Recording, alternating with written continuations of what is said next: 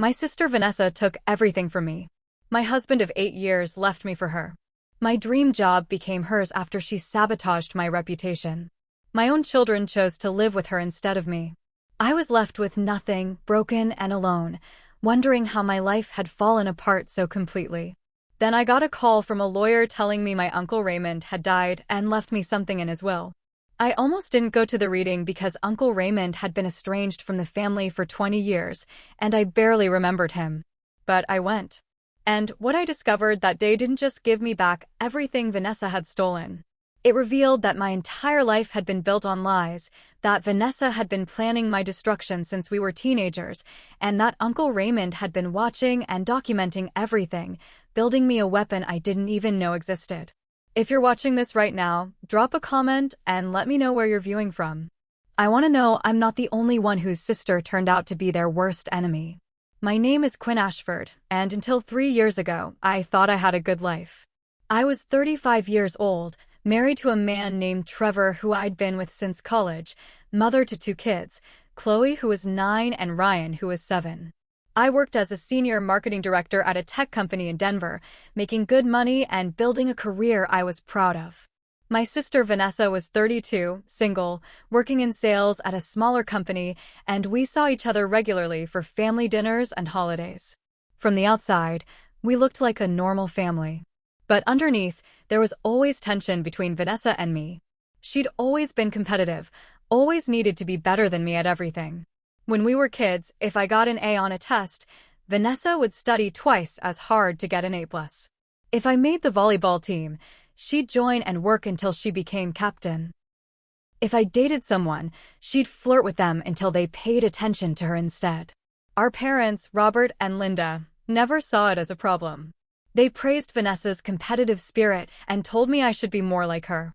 When I complained that Vanessa was copying everything I did, they said I was being jealous and insecure. Before I tell you how I lost everything and then discovered a secret that changed the game completely, hit the like button and subscribe to hear more real stories about sisters who become enemies and the shocking truths that come to light when you think you've lost it all. These stories might help you recognize betrayal before it destroys you. The destruction of my life started small, so small I didn't notice it at first. 3 years ago, Vanessa suddenly became very interested in my life. She started asking detailed questions about my work, about my marriage, about my daily routine. She'd show up at my house unannounced, wanting to spend time with me and the kids. She'd text Trevor asking for advice on random things. She'd volunteer to babysit so Trevor and I could have date nights. I thought she was finally growing up, finally wanting a real sisterly relationship. I was happy about it. I let her into every corner of my life, never suspecting she was studying me, learning my weaknesses, finding the cracks she could exploit. The first crack was my marriage. Trevor and I had been having problems. Nothing major, just the usual stresses of work and kids and life. We were tired, we didn't make time for each other, we'd fallen into a routine that felt more like roommates than partners. But I thought we were solid underneath. I thought we'd work through it like couples do. Vanessa started joining us for dinner once a week.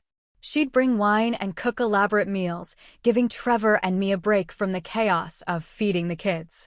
She'd stay after to help clean up, chatting with Trevor while I put the kids to bed. She was being helpful, supportive, the kind of sister I'd always wanted. What I didn't know was that during those conversations, she was slowly poisoning Trevor against me. She'd make small comments about how stressed I seemed, how I was probably overwhelmed with work, how she worried I wasn't happy.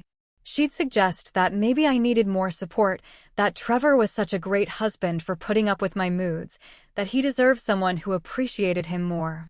She was planting seeds so gradually that Trevor didn't realize he was being manipulated. He started seeing me through the lens Vanessa was creating, as stressed, unhappy, unappreciative. And he started seeing Vanessa as understanding, supportive, the woman who saw how great he was. 6 months into Vanessa's sudden sisterly devotion, I came home early from a work trip to find Trevor and Vanessa having dinner together at my dining table. The kids were asleep upstairs. They weren't doing anything obviously wrong, just talking and laughing over wine, but something about the scene made my stomach drop. "You're home early," Trevor said, standing up quickly like he'd been caught doing something wrong. My meeting got canceled, I said, looking between them. What's going on? Nothing, Vanessa said smoothly. I brought over that pasta dish you like. Trevor said you'd been working so much that he thought you could use a home-cooked meal waiting for you. It sounded reasonable. It sounded kind. But alarm bells were ringing in my head. Over the next few months, I started noticing things. Trevor's phone face down on the counter when it used to just sit there.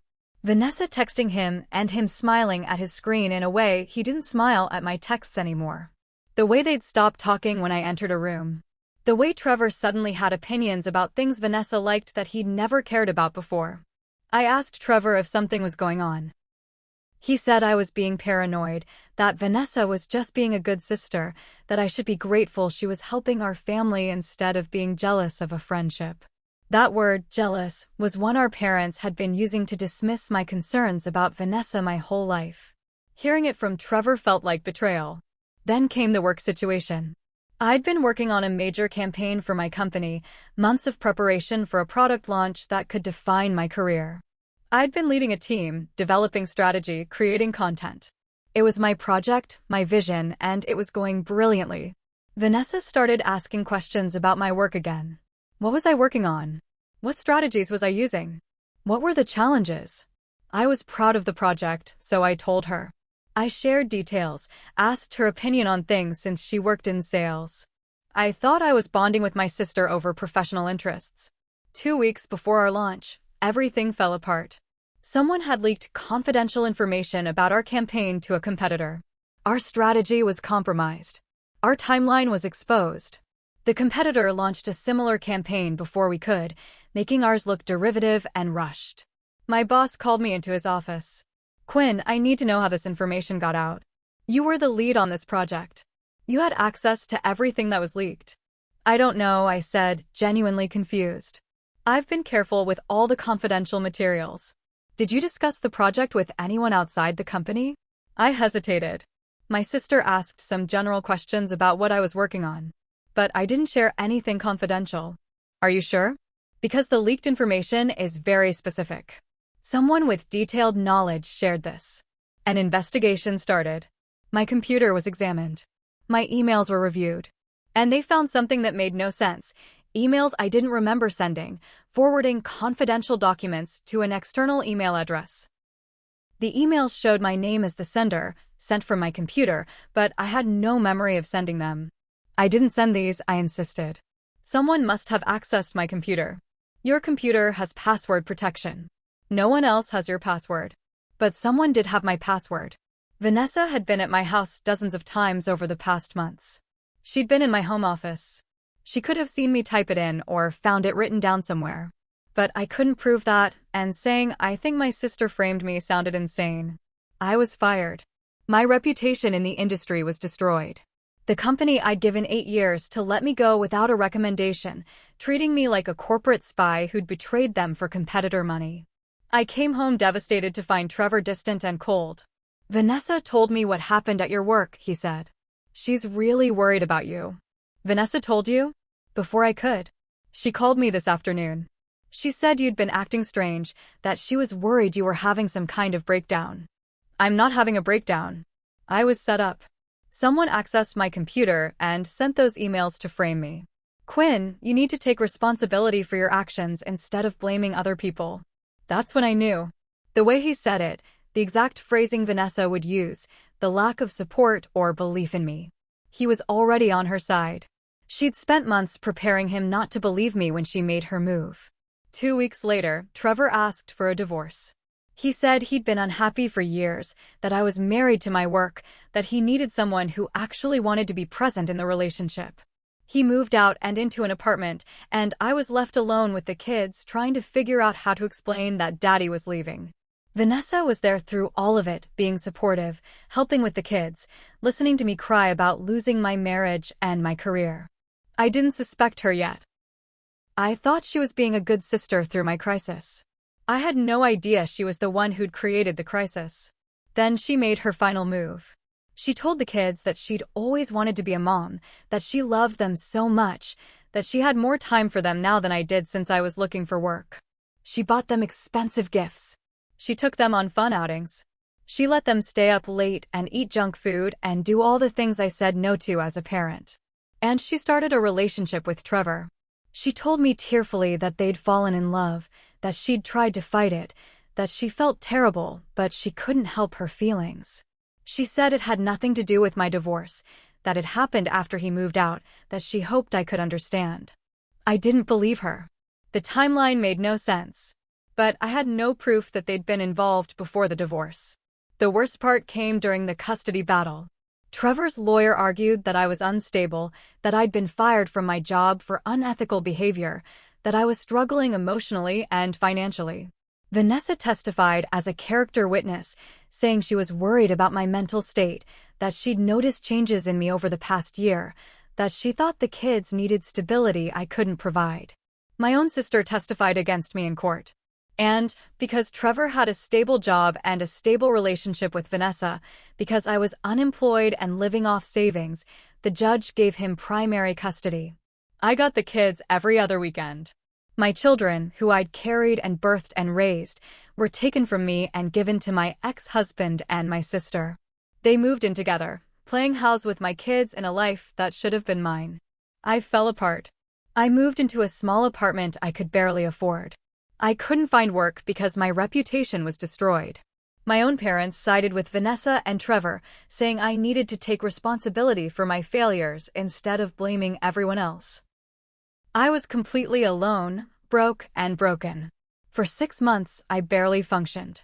I saw my kids every other weekend, and it killed me to watch them talk excitedly about things they did with Vanessa, to hear them call her apartment home, to see how they looked to her for permission and comfort instead of me.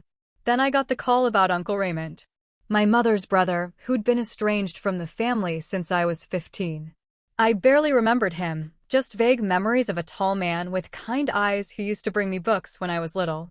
Uncle Raymond passed away 2 weeks ago, the lawyer said on the phone. He left a will that names you as a beneficiary. We need you to come to the reading. Why me? I asked. I haven't seen him in 20 years. I can't discuss the details over the phone, but I strongly suggest you attend. Next Tuesday at 2 o'clock. I almost didn't go. What could Uncle Raymond possibly leave me? We hadn't had a relationship in decades.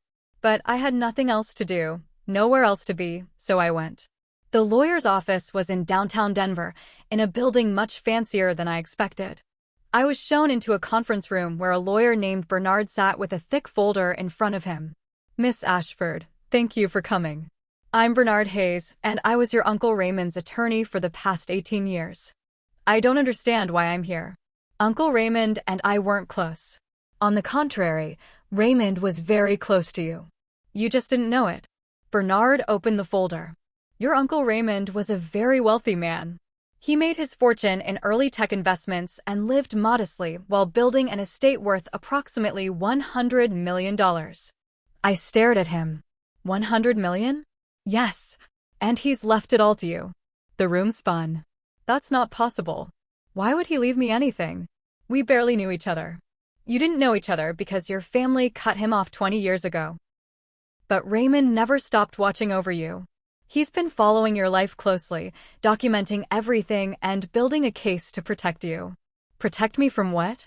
Bernard pulled out another folder, this one even thicker. From your sister Vanessa. Raymond knew what she was. He'd been watching her manipulate and sabotage you for years. And he made sure that when the time was right, you'd have the resources and information to fight back. He spread documents across the table.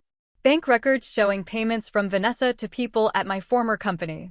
Emails between Vanessa and Trevor dating back 2 years, proving their affair started long before my divorce. Text messages between Vanessa and my former boss discussing how to frame me for the leak. Private investigator reports tracking Vanessa's movements and actions. Your uncle hired investigators 3 years ago when Vanessa started spending unusual amounts of time with your husband, Bernard explained. He suspected she was planning something, so he started documenting everything. What he found was a systematic campaign to destroy your life. I read through the documents with shaking hands.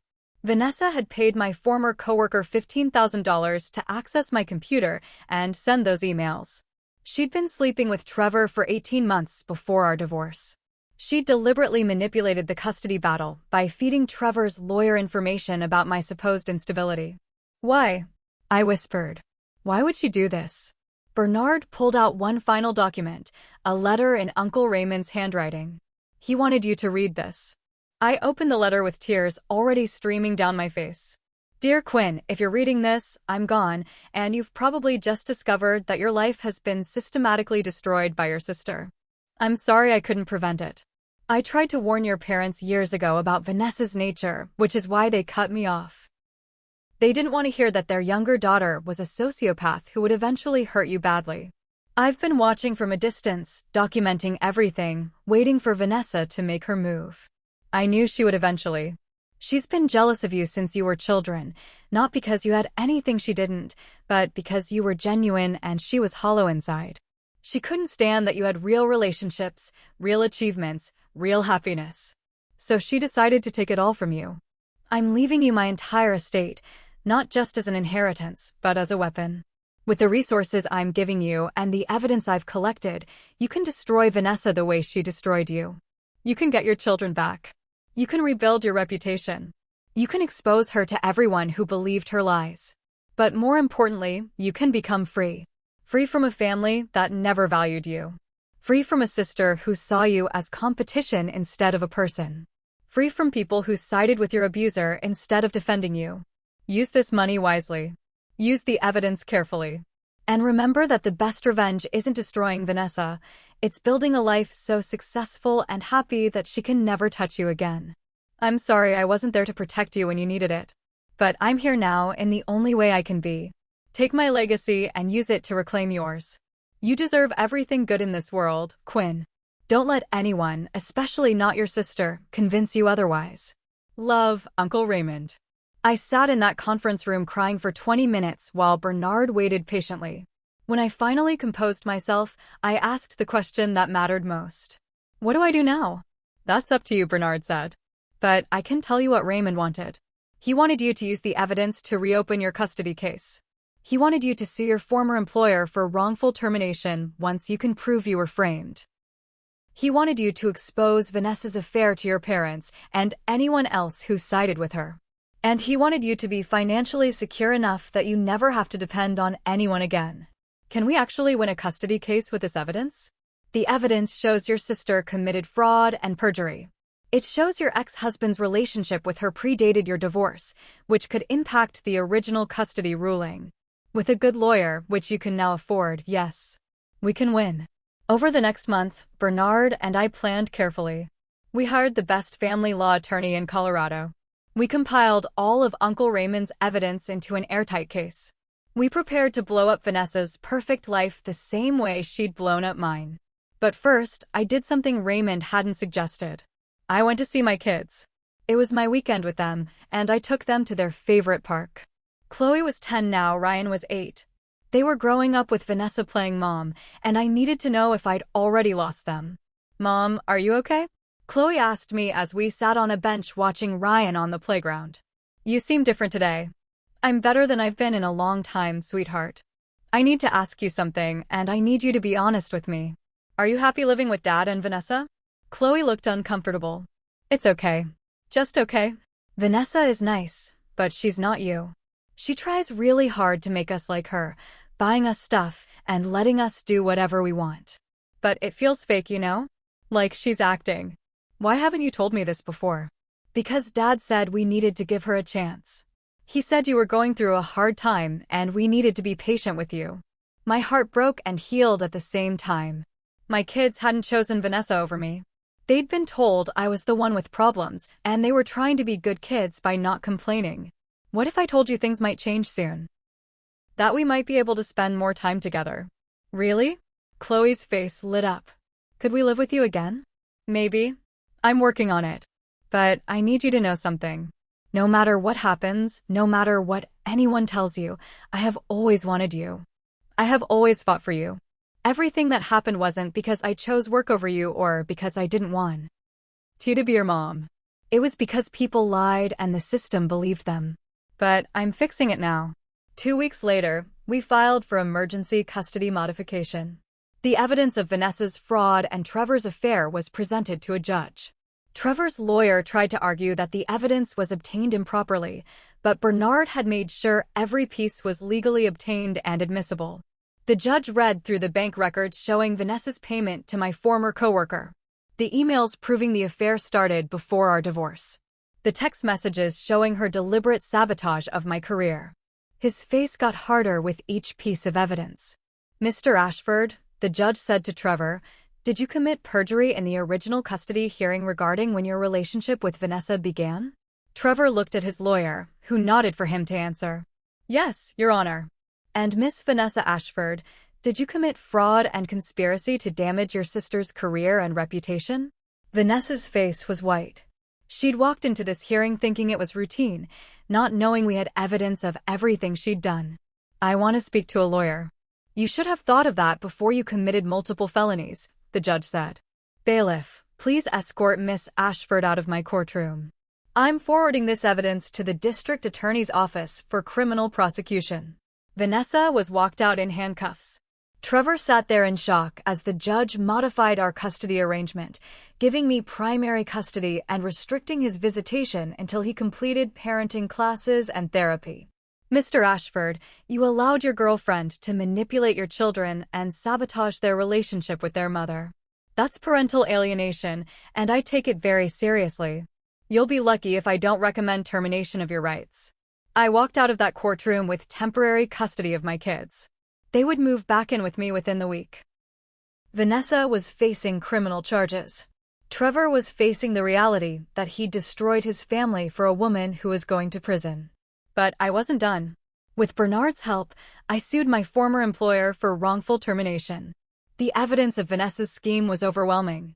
They settled within a month for $850,000 and a public apology that restored my reputation in the industry. Companies that had blacklisted me started calling, offering jobs with apologies for believing the false narrative. I had my pick of positions. I chose one with flexible hours and remote options, so I could be present for my kids while rebuilding my career. I used Uncle Raymond's money to buy a beautiful house with a yard where Chloe and Ryan could play. I set up trust funds for their education. I donated to organizations that help victims of family sabotage and parental alienation. And I made sure Uncle Raymond's name was attached to every donation so people would know what he'd done for me. My parents called 3 days after Vanessa was arrested. "Quinn, we need to talk about Vanessa's legal situation." "No, we don't. She's your sister. She made mistakes, but she needs family support." "She's not my sister. She's a criminal who destroyed my life deliberately and systematically. And you both sided with her every step of the way." "We didn't know," my mother said weakly. "You didn't want to know. Uncle Raymond tried to warn you 20 years ago about what Vanessa was, and you cut him off instead of listening. He was the only family member who actually cared about me." "That's not fair," my father said. "We love you. You love the idea of having 2 daughters. You don't actually love me. If you did, you would have believed me when I said Vanessa was sabotaging me. You would have supported me during my divorce instead of taking her side. You would have noticed that your granddaughter was crying herself to sleep every night because she missed me. What do you want from us?" My mother asked. "Nothing. I don't want anything from you anymore. I have my kids back. I have my career back. I have money that Uncle Raymond left me specifically because he knew my own parents wouldn't support me. I don't need you." I hung up and blocked their numbers. Maybe that makes me cold. Maybe I should have forgiven them. But some betrayals are too deep to come back from. Vanessa's trial happened 6 months later. She was charged with fraud, conspiracy, computer crimes, and perjury. The evidence was overwhelming. She took a plea deal that gave her 3 years in prison and required her to pay restitution for the damage to my career and reputation. In the courtroom when she was sentenced, she looked at me with pure hatred. "You took everything from me." "No," I said calmly. "I took back what you stole. There's a difference." Trevor tried to reach out several times, apologizing, saying he'd been manipulated by Vanessa, asking if we could try again for the kids' sake. I declined every time.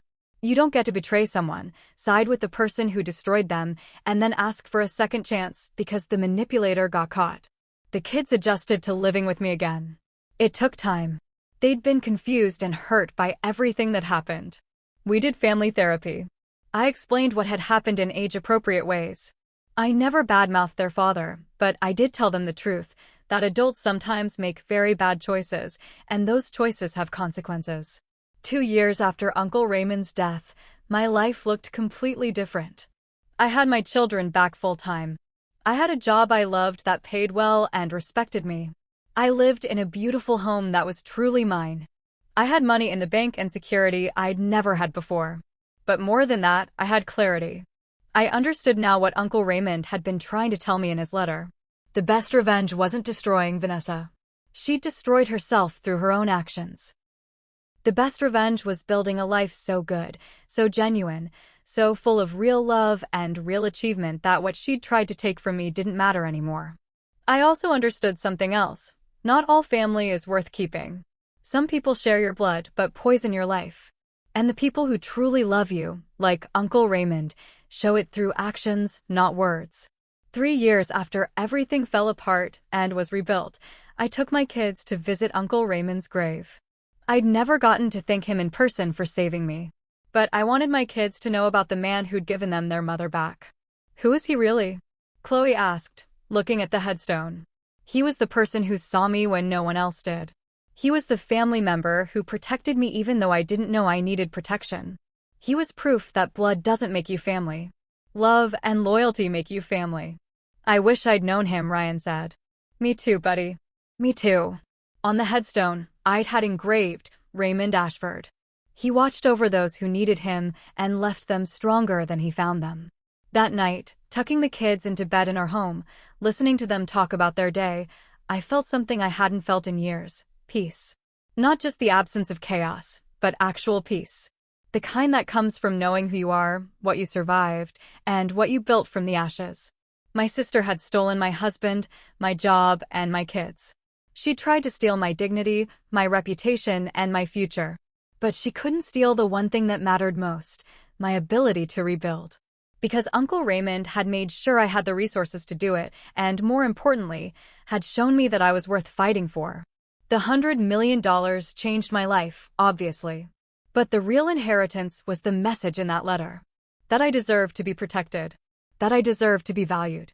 That I was worth someone's careful attention and planning. That I mattered. Vanessa is still in prison. She'll get out eventually, and she'll probably try to contact me. I've already decided I won't respond. Some people can change and grow. Some people can acknowledge their mistakes and do better. But some people, like Vanessa, are fundamentally broken in ways that can't be fixed. And I'm not responsible for saving her or fixing her or giving her another chance to hurt me. My parents occasionally send cards to the kids. I let the kids decide if they want to respond. Sometimes they do, sometimes they don't. I don't push either way. They're learning the same lesson I learned, that you get to choose who's in your life based on how they treat you, not based on who they're related to. Trevor sees the kids every other weekend now, supervised at first, but unsupervised once he completed the court-ordered therapy. He's dating someone new, someone who isn't his ex-wife's sister. The kids say she's nice. I hope for their sake that she is. I hold no hope for reconciliation with Trevor. Some bridges, once burned, stay burned. My career is thriving. The company I work for knows my story and respects how I handled it. I've been promoted twice. I've become a mentor to younger women in the industry, especially those dealing with workplace sabotage or family betrayal. I tell them what Uncle Raymond told me: document everything, trust your instincts, and remember that the best revenge is becoming so successful that your enemies become irrelevant. I've also started a foundation in Uncle Raymond's name that helps victims of family sabotage with legal fees, therapy, and career rebuilding. Because I had $100 million to fight back with, but most people don't. They're left broke and broken with no resources to reclaim their lives. If I can help even a few people the way Uncle Raymond helped me, his legacy continues. Sometimes people ask if I regret anything, if I wish I'd seen Vanessa's true nature sooner, if I wish I'd protected myself better. The truth is, I don't regret it. I couldn't have seen what I wasn't ready to see. I couldn't have protected myself from someone I trusted completely. And if it hadn't all fallen apart so spectacularly, I never would have discovered Uncle Raymond's gift, never would have learned my own strength, never would have understood that I didn't need anyone's approval to have value. My sister stole my husband, my job, and my kids. Then I discovered my dead uncle's $100 million secret. And in losing everything, I gained something more valuable than money. I gained myself. The real me, the strong me, the me who could survive betrayal and come out stronger. That version of myself is worth more than any inheritance. Have you ever had a family member who systematically tried to destroy your life? Have you discovered that the person you trusted most was actually your worst enemy? Have you rebuilt your life after losing everything? Share your stories in the comments below. I want to hear how you survived and what you learned about family, betrayal, and coming back stronger. If this story resonated with you, please hit the like button and subscribe to hear more real stories about surviving family betrayal and discovering your own strength when everything falls apart. Share this video with someone who needs to hear that losing everything can sometimes be the first step to gaining what truly matters. Thank you for watching, and remember, the people who try to destroy you are often doing you a favor by showing you who they really are. And sometimes the family member you barely knew turns out to be the one who saves your life.